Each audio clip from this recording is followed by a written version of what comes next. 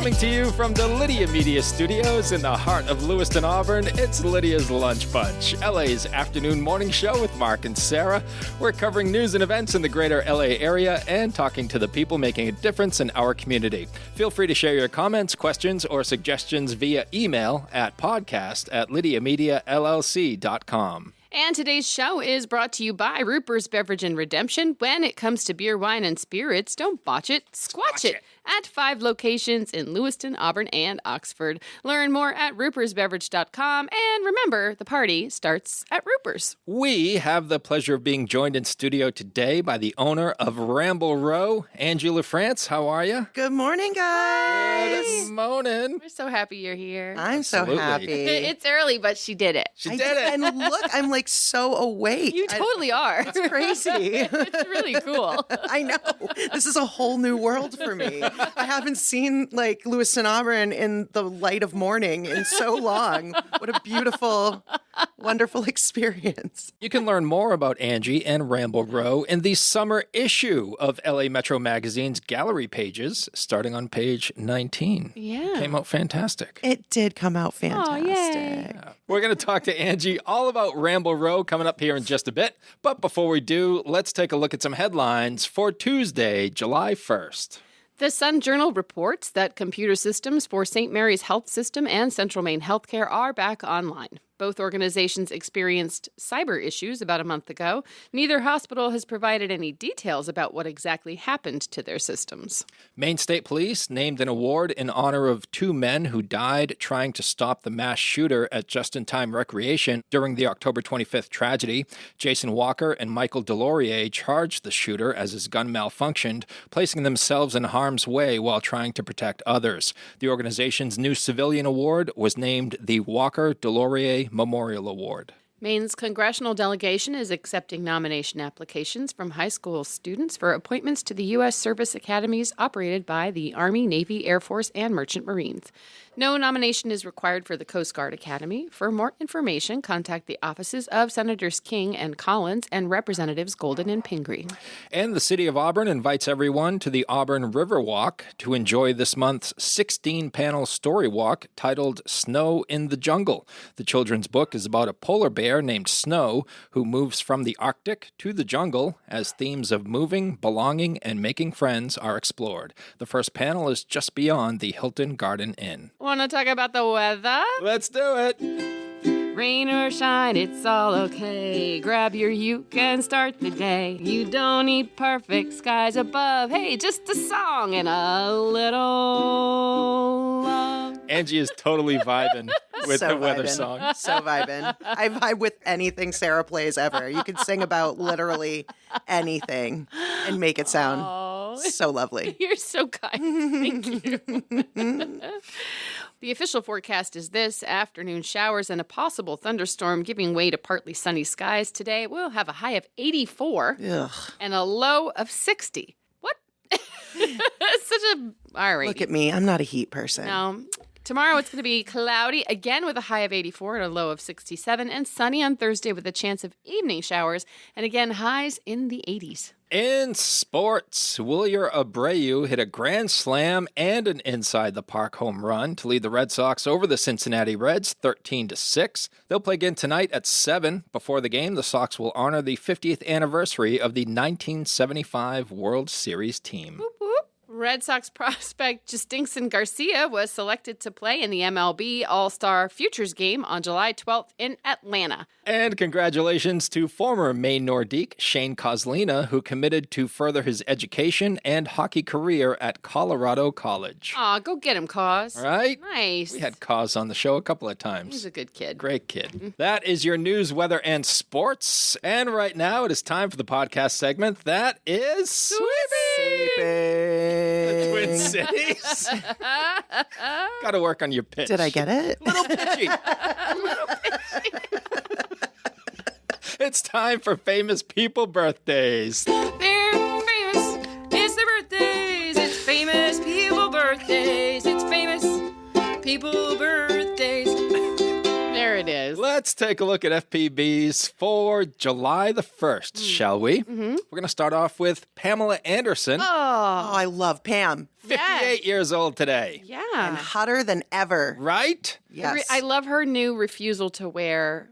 That's the thing. That's the thing. Liberating. It's not good for your skin. No. And, she's all about being healthy, and best known for Baywatch, probably. Yeah, right? she played C.J. Parker in Baywatch from 92 to 97. She was in Barbed Wire in Oh, yeah. 96. Oh, my gosh. Scary Movie 3 and Borat. Dan Aykroyd, legendary actor, 73 years old today. He was on for 4 or 5 years on SNL, from 75 to 79. Wow. Then started making awesome movies like The yeah. Blues Brothers and Ghostbusters and Coneheads. Coneheads was great. Coneheads. Trading Places. Dan was also in The Great Outdoors with John Candy. Oh, yeah. Great movie. And then he also did some serious roles as well. He was in Driving Miss Daisy, Chaplin, Pearl Harbor. Gross Point Blank. He's So good in that. I forgot he was in Chaplin, too. That's a Yeah. great movie. Oh, yeah. Robert Downey Jr. absolute legend. So good. Singer Victor Willis of the Village People is 74 years old today. He is the police officer, in case you're wondering. Yeah, I did actually wonder. Yeah. Thank you. Fred Schneider of the B-52s, 74 years old today. Everybody had matching towels. That's my favorite ever line he's ever sang. Debbie Harry of Blondie, 80 years old today. Jamie Farr. Oh, from MASH. From MASH. Oh, my gosh. Yeah, Jamie Farr's 91 years old today. Corporal Klinger. Corporal MASH is the best. I got into MASH because of Corey, my best friend and former business partner. That's your FPBs for July the 1st. Now let's take a look at some OTDs. It happened on this day. It happened on this day. It happened on this day. Did you have Eddie Van Halen on that? The guitar track behind you was like, Right? wow. Oh, God. Wow. That was actually Sarah. We plugged in the The ukulele. ukulele. Yeah, that's I what she just sounds like plugged in. Hard rock. added a little distortion. Yay. Good. Let's see. On this day, 18 years ago in 2007, England banned smoking in all public spaces. Wow, go England. Go England. 27 years ago in 1998, a Florida man, Oh, no, God. this is going to be good, sued the Diamond Dolls strip club, claiming that stripper Tawny Peaks hit him upside the head with her enormous double D breasts, causing him to suffer whiplash and permanent neck damage. Way to go, Florida man. Your face right now. Grandpa, where'd you get all your money again? Well, Well, let me tell you the story of Tawny Peaks. okay. Okay. 33 years ago in 1992, A League of Their Own was released. One of the best baseball movies. So good. Made me give a crap about sports for 2 seconds. Yeah. I love that movie. Yeah. What do you think the best baseball movie of all time is, Mark? I think it's between A League of Their Own and Bad News Bears. Oh, really? The original, not Yep. the Billy Bob Thornton. Right. Walter Matthau. Oh yeah. I would have gone tie between Field of Dreams and League. That's of where I Their thought Own. you were going to Yeah, go. I don't much consider Field of Dreams a baseball movie. It's more of a Okay. fantasy. That's fair. 41 years ago in 1984, the PG-13 rating was created and X rating became NC-17. The first PG-13 movie didn't hit theaters until a month later, and it was Red Dawn. Red Dawn. Red Dawn. What happened in Red Dawn again? Who was in that? I don't even know. Patrick Swayze, C. Thomas Howell. Oh. Wow, you know that? C. Thomas Howell? grew up in the guy 80s. the guy from is that Gilligan's Island? No. No. C. Thomas Howell. That's Mr. Howell. That's Mr. Howell.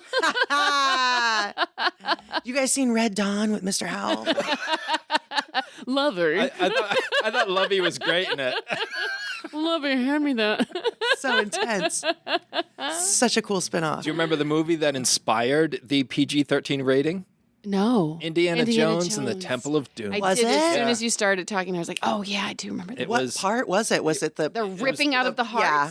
the human sacrifice, Yeah. the forcible extraction of a still beating human heart, something like Child slavery. I'm like, what did it? What was the thing that pushed him What over the edge? concerned people?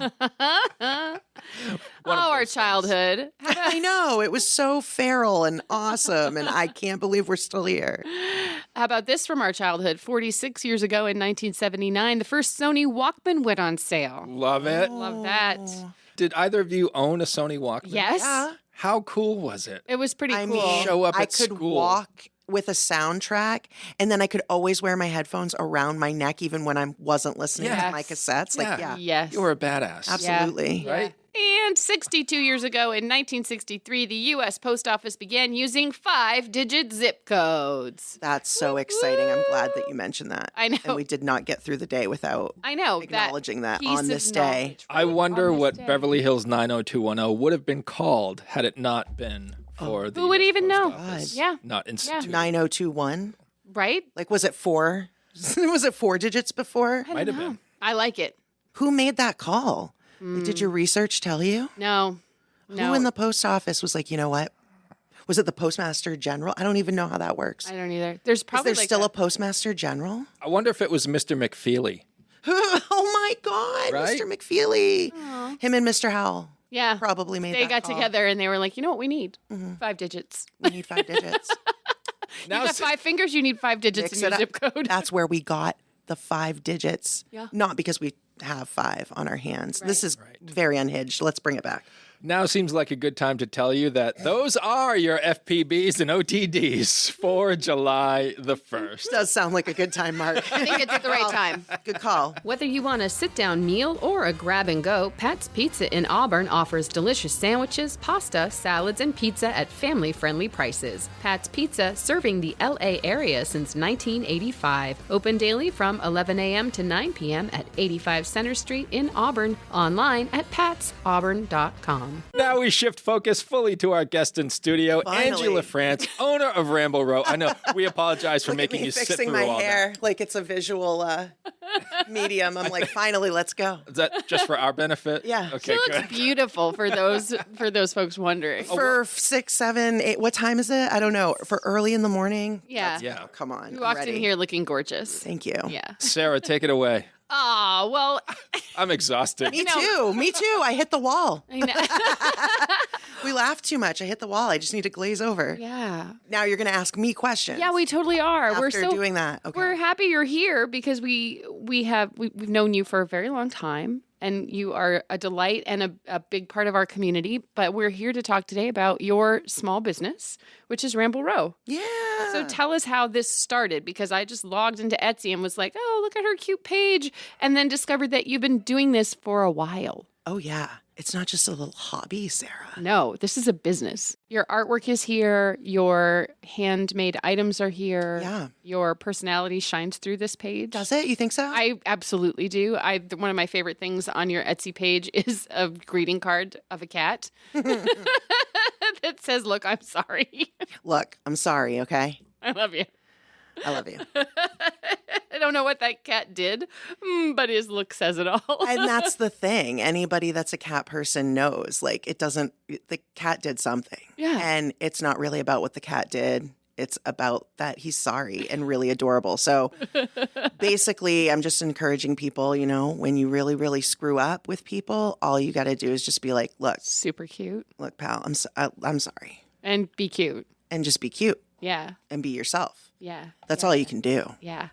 Well, there's a lot of yourself here in your art, and I love it. So can you tell us how Ramble Row started? It started out really like I had gotten divorced and, ventured out to that weird liminal space where you're like, what's next? And my creativity has always been a running theme. I've always been an artist since I can remember. And I've always liked making handmade things and upcycling things. So I just sort of started Ramble Row back then on a whim. I started just with gemstone jewelry mostly. So I was using a lot of natural gemstones and wire wrapping them and trying all these different techniques. And then I was going to markets and craft fairs and things like that. And it kind of did start off a little bit like a hobby, but it was mostly something, just to keep my mind and my creativity Basically, it was a form of escapism. Like my art typically is, and I know there are good and bad sides to escapism, you know what I mean? So I always tell myself, hey, at least I'm not smoking crack. No offense to any of our listeners that are smoking crack. That is your personal choice. But yeah, it just kind of started out like that. And then it just snowballed. People liked it. And then I was like, hey, I guess I could like make a go at this. And it's kind of what took me from there. You've developed different art forms throughout the years. Oh, yeah. So right now, like currently, if we go to your page, your Ramble Row Etsy page, which is, what is the? It's Ramble Row, all one word. So RAMBLE, row, ROW, .etsy.com. So you can go and you can check out these things. But right now, there's a lot of handmade jewelry from broken china pieces. Yeah.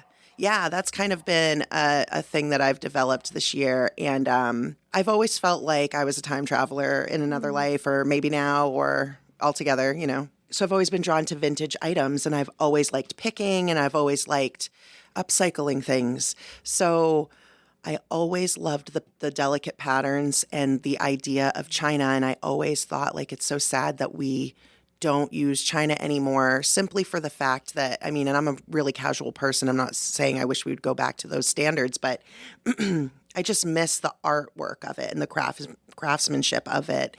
And people would have that stuff displayed and they would pass it down as heirlooms. And you have all of these super delicate and super old pieces of ceramic that have somehow survived. Like over 100 years, a lot of these plates. And that to me is so remarkable to have survived intact through all that it's probably seen and through all the decades and sometimes a century full of different hands it's passed through and different like uses that it's had. And now that our life is a lot more casual in our society, a lot of those plates end up on shelves in thrift stores, or they end up in landfills because people don't have the room to store and collect that. So breaking it into china, especially plates that are already chipped or broken, and upcycling it into little pieces you can wear felt like a way to continue their lives on and save them from eventually ending up in a landfill. But also, like, I just have this feeling like I don't know if it's too early for hippy dippy woo woo, but Never. People are going to wake up to like the actual national and international news anyway. So I don't know why I'm putting a disclaimer on anything. Nothing you're about to hear sounds weird to anybody right now. This comes out in the afternoon. Perfect. Who knows what we're going to know by afternoon today. But yeah, I feel like every piece sort of like holds some like sort of imprint from all the different like energetic like people, like all the people and places it's been. It's got to hold some kind of energy and story and history to it. So I think about that with every piece. I try and imagine its lifespan and what it could have been and who could have eaten on it or passed it down to their grandma or something, and how their grandmas would be so relieved that at least, you're wearing a pair of earrings that are made from it or something. Or maybe she would be pissed. Honestly, probably pissed. Hard to know. I never had thought of it that way. Like I see them and I think they're gorgeous. Oh, thank you. Because the patterns are beautiful. You make unusual shapes from them too, yeah. which is really unique. But I had never considered this isn't just like a plate you picked up and smashed. This is a plate that was passed down for generation to generation to generation. Right. And then somebody along the way lost sight of it. And it ended up, like you say, in Goodwill or some thrift store somewhere for $1. No longer part of a set. Right. No longer being a or part already of the chipped or cracked or it's a lot of older ceramics and a lot of older things a lot of times can have lead. The ceramics, and specifically they'll use lead-based glazes or paints on them. So we know now that, they're not good to eat off of. Mm-hmm. So they lose their practical use completely, a lot of them. In this way, as long as you're not sucking on them and you're just wearing them off of your ears, you're all set. Or on a ring or on a ring or a necklace, because, I seal them all after I trim them with gold or silver paint or whatever. I seal them all. So it's a way to like still have them and use them. And also they're not stuck in a cupboard or in like a display case or something, which is beautiful when people walk into your home. Yeah. But being able to take a really pretty china pattern and wear it out into the world with you is pretty fun, I think. Otherwise, they might be forgotten. Yeah. That's really cool. Can you imagine? Do you ever have a moment where you have something really beautiful and whole and you're about to break it, where you have like a moment of like, Almost every single time I break a plate. Yeah, almost every single time. And that's part of the reason, too, that on my site, you'll notice I have some plates that are whole. They're not being sold as jewelry because in going and picking up these plates at various local, I thrift them. Sometimes I have them donated to me by people who are trying to, lighten their loads of their stuff. And they're passing it on. yeah, they're passing it on. Yep, exactly. A lot of times I'll find these plates and I'll do a little research into them now. Like I'll see ones that look a little special and stand out, or whoever gave them to me will be like, "Oh, there's a special one in here. My grandmother told me." And then when I go and I research them, I find out all kinds of cool facts about them. And I'm like, I can't break this. This is like a collector's item. It's still whole. It's still in good condition. It's not necessarily ready to go on to its like retirement life or whatever. It's like still got some magic in it, all whole by itself, Like I can imagine telling the story of some of these pieces too. Like some of them probably date back to crossing an ocean even. Oh my God. Here in yes. New England, That gives me goosebumps. Like that's the kind of stuff I really geek out on. Yeah. Like that's the stuff that gives me chills is when I hold a plate in my hands and I'm just like, I'll research it and like, it's just, oh my God. Like I have a plate on my site that is like it's a teacup saucer, but it's a 1960s Paragon saucer that was made in commemoration of Princess Margaret's wedding. Oh, I see it. It's pink.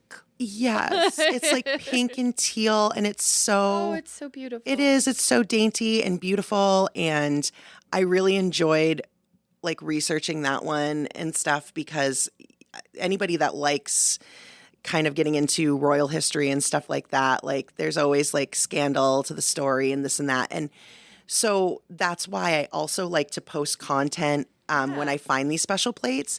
I'll call it ceramic lore, I love it. And I'll be like, let's get into some ceramic lore. And I will show the plate. I'll tell some backstory and history on the plate.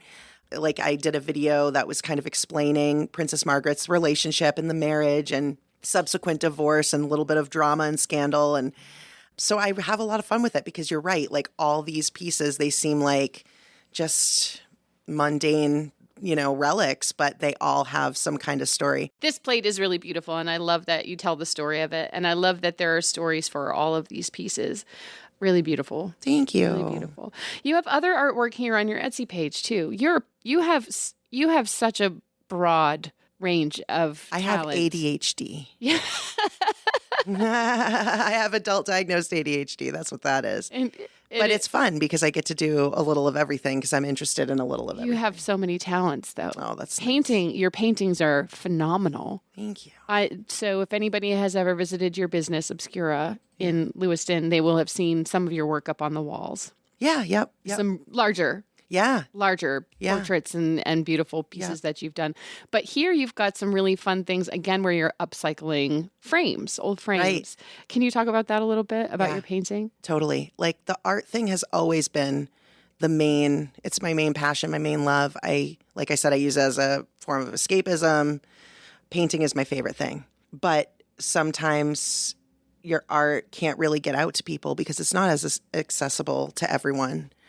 So I just would find these really cool frames that I used to like to put my own stuff in, these vintage frames. I'd thrift them and stuff. And then I started thinking, what if I did smaller paintings, these little 5x7 paintings, and put them in these frames. And now the frame is getting a second life again. Mm-hmm. I rejuvenate the frame and it's got new life and new artwork in it. And it's at a cost that is still accessible. Because framing services, I have to say, are like, that is an investment that I support for sure. Getting your stuff professionally framed, and specifically professionally framed from like a smaller professional frame shop for Yeah. sure, which there aren't as many around anymore. We know a framer. We know a framer, Corey Dufour. He's another person of many, So many talents. so many talents. So it makes sense that we collaborate all the time. But he kind of taught me or got me to appreciate the intricacy of framing and how much it adds to artwork. Yeah. And he never frames things normally because he doesn't do anything normally. He does everything over the top. A And little beautiful extra. And a little extra, which, was annoying when we were taking years and years to get Obscura done. And he's like, this isn't the right molding. I just can't. And I'm like, okay, that's our third molding. Let's see what else we got. So anyway, he got me to realize that like you can really add to the piece through the frame as well. And that's just as much as of an art form. And so taking these really cool frames that people put time into and that people built, it's also a way to honor that art form. You know what I mean? Honor the thing that makes the art even better. So yeah, that's sort of the idea behind it. I guess that was my thought process. And It makes it much more accessible to people. yeah. Those smaller pieces. Yeah. And I love that that's a goal of yours, to bring art to people in a way that they understand. Yeah. Because sometimes it's like, for me, especially where I look at something and I'm like, I don't get it. Clearly. Sounds like you. No, I'm just kidding. No, yeah, I'm a pretty simple person. I love that you're able to do that, and I'm sure that people appreciate that. And you got to have a great experience at our art walk recently, where people really showed their appreciation to you and to Corey as well. Oh, yeah. It was Yeah. awesome. So much of the experience of starting and ending Obscura, it gave me so much insight personally, professionally, that it definitely influences your work. It influences your creativity and your drive.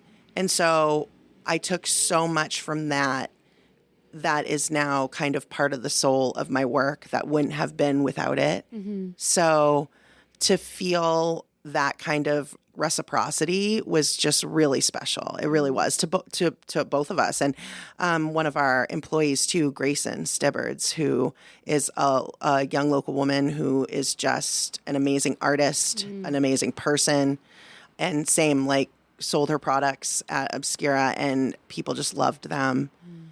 One of my favorite parts about that span of time was the creative space of it all. Yeah, you really used your space as a gallery for other artists too. Yeah, for artists, for musicians. I mean, Sarah hosted all of our open mics and we just had really good times and really good memories. It was like a clubhouse for local creatives and people that needed a safe place, and they found it there, you know what I mean? So it made it hard to leave, but it made it worth it to have been there at all, you know? Good experiences. Yeah, for sure. Thank you for sharing that. Yeah. It also explains why we have limited inventory on Ramble Row. Oh my gosh. Yeah. On the I was like, this is so great. But then I was just like, oh my God, there's nothing on the site. So you've got some plans. Yeah.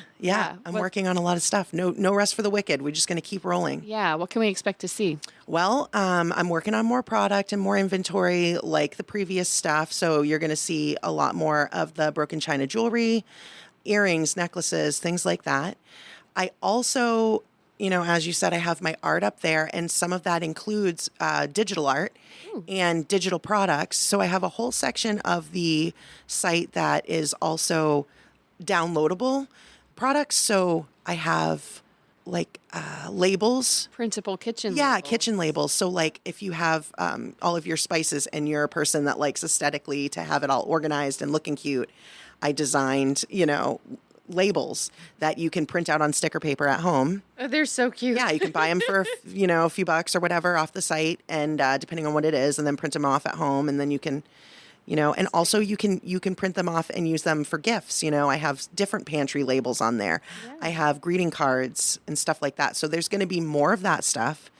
And I'm also thinking about venturing into maybe doing some digital like art parties and art lessons too. Ooh. So, back in the day when paint parties were such a big thing. And now we're home a lot more. We don't go out as much as we used to, or we can't. So I want to create videos that are instructional but fun for people to do simple little art projects. And you can download the instructional video. It will come with, a list of all the supplies that you need, and you can buy those supplies within your price range. You can spend as much or as little as you want, on the supplies. That's up to you. You can invite people over your house to do it with you, or you can do it solo, with just me in the video. And I just feel like that would be a fun way to connect with friends and family and do something creative, because I think the world needs a little bit more face-to-face connection. And it doesn't always feel super safe to go out and do that in this kind of weird space we're living in right now. So being able for people to be able to have that at home, especially people that have any issues with anxiety, that's heightened right now. I just feel like it could be a way maybe to spread a little bit of that creativity around in a very low impact kind of way. To share your escapism. Oh, yeah. Oh, yeah. Escape together. Yes. Let's keep ourselves from becoming alcoholics by becoming artaholics. Artaholics. Yeah. Have you always your whole life been an artist? You just strike me as somebody who woke up with a paintbrush one day and was like, let's go. Yeah, I mean, it's weird. Like, I don't even remember exactly how or when.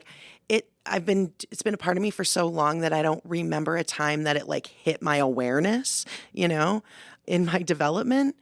But I do remember small pockets of childhood where I would just see things in my head and draw them. Because that's another thing is people, I do a lot from my head, and that's why everything has a little bit of a whimsical, illustrative property to it, and not too hyper realistic and stuff like that, because I'll do some reference work, but a lot of it comes right out of my head. Yeah. So it's almost just like me remembering dreams and memories of life and objects. And so it's just a really fun way to kind of get lost in my imagination, Was your family pretty supportive of that when you were little? Oh, yeah. And art runs in my family. My father is a really talented artist. He owns East Coast Sign and Design in Lewiston, him and my mom. And so they're in the sign business. So they're in the graphic art business. But my dad, took his artistic, fine arts skills and then parlayed it into digital, which is something I've done too, to be able to monetize it in a way that you can sustain yourself. And so I learned a lot from him, and I think genetically, I got lucky to have some of that artistic skill, passed down. Mm-hmm. So, I mean, I've always painted. My dad, I remember my dad taking me to a craft store that used to be on Lisbon Street. And I don't even remember the name, but it was across from the old McDonald's next to where the old chalet used to be. We went in and it was a craft store, and I remember my dad buying a Bob Ross oil painting kit, because I used to love watching Bob Ross when I was a kid. Who doesn't? I know. Nap time. Still. Yeah. And I remember him and I did a mountain painting or whatever. Oh. And I remember that's when I really fell in love with painting, because that was my first experience with painting instead of just drawing, with painting with actual oil paints and actual professional brushes and stuff. And I remember being like, this is so fun. I'm going to grow an afro. I am going to, someone's going to have to take over. I can just picture a young Angie, with a box of Crayola crayons, just making a masterpiece, and your parents being like, what? Yeah. I mean, you'd have to ask them. Yeah. I mean, I remember sometimes I would draw something and it would be super emotional or something too, and my mom would be like, oh my God, look at what Ange drew. She's a child, but she captured this really emotional image from her brain. And then, therapy as an adult happened, and processing. No, but art was sort of, I think, maybe my way to do that. Outlet. Looking back on that now, I'm like, oh, I was probably just felt more comfortable expressing what was going on inside my head through art than maybe I did through words or something. I don't know. Yeah. I think a lot of people end up in those circumstances where it's just easier to express, either through music or painting or art of any kind. Yeah. That's how I get it out of my body and into a form. you know? Totally. And here's the thing, that if I could have anybody hear anything, well, there's a lot of things. But one of the most important things, I think, is that I hear all the time, oh gosh, I wish I could do that. Oh my gosh, I don't have a creative bone in my body though. Oh my God, that's so amazing. I love it. I can only draw a stick figure. I can't draw. Everybody can draw. Art is subjective. Yeah. Art is for more than just the purpose of impressing people or accolades or anything like that. There are people that monetize their art in some way because they want to sustain themselves by doing something they love. But art doesn't always have to be your identity for you to enjoy it. Art can be a very personal thing. My sister, Sam, she is an incredible artist, my younger sister. She's so good that it's slightly irritating. And she won't show her work. And I'm like, why are you are you shy? Like, you don't want to be in the spot? I mean, we can show it anonymously. We don't have to, like, it's no pressure, but like, people need to see this. Like, it's so good. And she was like, it's not really about any of that. It's just, it's so personal to me. It's something I do for me. And she's like, I'm not trying to say that you're not doing it for you as well, but like, for me, it's just, I just don't have that feeling of sharing it. It's something that feels very private and personal to me. And that is more than okay. You don't have to be good at art, but I'll tell you what, and this is the part you have to hear. You don't think you need creativity in your life. You do. You absolutely do. You need it right in this moment more than ever in our world, more than ever. You might think it's not important because there's so many big things going on. I'm telling you, it is very important. Your mental health literally depends on creativity. It's how we problem solve. It's how we relate to the world. It's how we relate to each other. And when we start closing ourselves off to creation like that, we're only consuming at that point. Yeah. We've totally lost our output. Blocking, blocking things off and preventing. You're blocking yourself. Yeah. You're blocking yourself from expressing yourself and for expressing yourself in a way that fellow human beings are going to relate to. And that language speaks way more clearly than any discussion over beliefs or politics or any kind of social expectations. When you can just be an example of letting your authenticity out, it gives other people the permission to do the same. We shouldn't need that permission, but we're human beings, and that's part of our workup. Yeah. So it's like, make the art, man. Make the bad art, make the good art, make the art you're not sure about. It's art if you're cooking a meal and you are putting more into it than you would just the instructions. That's art. Yeah. It's culinary art. You know, the most mundane things in your life are art. Do the damn art, please. For the children of this world, for the next generations, for us right now. For connection. Do the art, whatever your art is, express yourself. And number two, I guess, support other people doing the same. Yeah, you're very good at that. Thank you. Yeah, you're very good at that. I want to be, because it's so important right now to support local, to support little, to support fellow humans. Like, we forget it's fellow humans, also human beings, just like you, in various different forms. So it's like, we're all on the same team, whether you like it or not.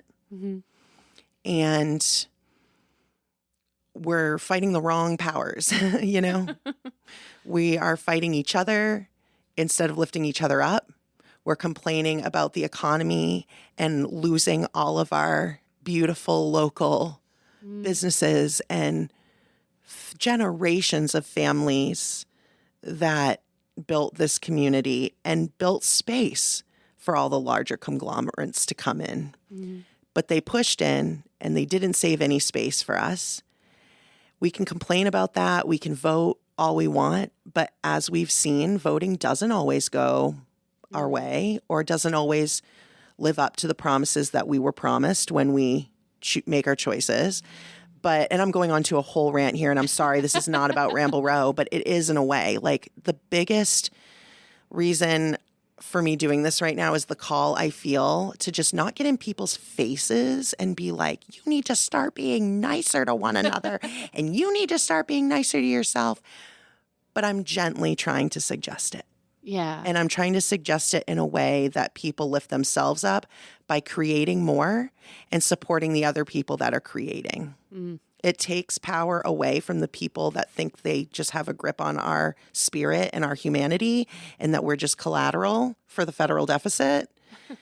We're humans. Yeah. And art has been the thing throughout history that proves our humanity. It's one of the things that proves our humanity and can't be replicated even through AI. So just keep making art. Yeah. Keep supporting it. That's a good message. Yeah. Keep making art. Yeah. My question for you is, when are we going to see the Angie Lafrance children's book? Oh my God. Can we please have Yeah. one? Please. Yeah. I've Written and illustrated by Angie. by me. Yes, please. By someone else. No, by you. Wouldn't that be so I funny? think that would be fantastic. I have thought about it for so long, and now I don't have any kids of my own, but I have a 3-year-old niece. I know you have a love affair with Oh your my God. nieces. I'm obsessed with my niece. She is so hilarious. She tells it like it is. She allows me to see the world again through my child eyes that I totally forgot about. Yeah. Everybody out there that is like around kids and, has kids that they love in their life. I mean, you raised an amazing boy. It's pretty great. It's so amazing. Shout out, Leo. It's just fun to watch and remember the developmental stages of our lives and be like, wow, look at this kid just taking in the world with no expectations of it. And loving. Yeah. Yeah. Just fully open. I think you would be a fantastic children's book author. I'm and going to do it. illustrator. I'm going to do it. And I've also had people that I really respect reach out to me wanting also to write children's books and asking if I'd be interested in collaborating with them and stuff like that. So that's definitely stuff that is down the pike for me. I can say, I just imagine that happening for sure. I love it. Yeah. I can't wait for that. Me either. I'm excited for that. Where else can people find you and your artwork besides the Ramble Row Etsy page? Where can we see you? Right now, nobody can find me anywhere. I am in hiding. I need a break. Except you're here right now. Except I'm here right now. No, right now, it's mostly just the Etsy page as I'm building things up. Yeah. It was the Etsy page and it was Obscura where I was selling. But I have little mobile setups that I'm going to be trying to, get around to different local places and different people, good friends of mine that own great local businesses that have been interested in carrying them so that they're accessible locally to people without having to order and ship. And so that will be coming down the pike too. Great. The biggest thing you can do is follow me on social media. That's what I was just going to ask you. That's where you're going to get like all the updates in the news. So in the next, I'm really excited for the next few months because that's when I'm just really going to be pushing out all this new creative energy now that time has opened up for me to do that. Yeah. So big things will be coming. And if you follow me on Instagram or Facebook, both accounts are just under Ramble Row, then you'll be up to date with all the content and all the new stuff that's coming out. Where'd the name come from? The name, yeah. So that's an interesting one. I don't know exactly, like the exact origin story, but I know that I've always had this sort of traveler vibe, where I've felt like a pull towards that, like, I don't know, kind of traveling caravan, bohemian kind of artsy thing. And also, grew up on Led Zeppelin. So Ramble On was one of my favorite songs that I don't know, that song always got me pumped up. It always resonated with me. And so Ramble Row sounded really good together. It had the alliteration factor. And once I started floating that out there, it just felt normal, like it fit. And everybody was just like, oh, the name's great. The name's great. But nobody knew why.